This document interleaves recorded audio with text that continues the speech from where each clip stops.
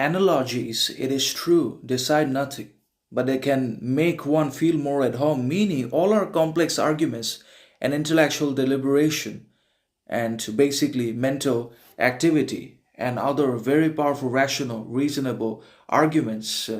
and basically debates cannot always be considered to have an impact, significance, distinction, sovereignty, and other virtues associated about themselves, but they are only meant for our own growth, progress, learning, and for our own mental, psychological satisfaction, and also our need for the fulfillment and derivation of approval, validation, recognition, attention all the time from the others, for our knowledge, reason, intellect, that they always demand to be validated, recognized,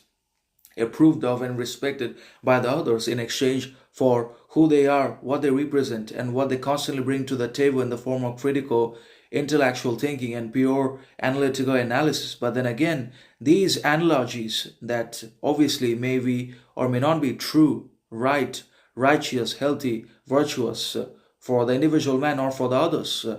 are not necessarily important or change makers in the society or for us as basically general or individual man and woman, but at least they can satisfy our instincts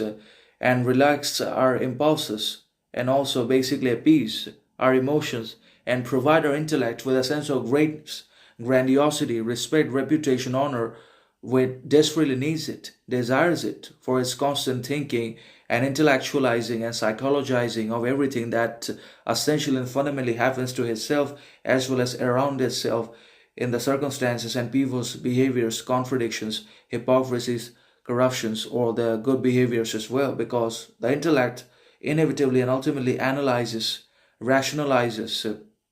and thinks about almost anything and everything, not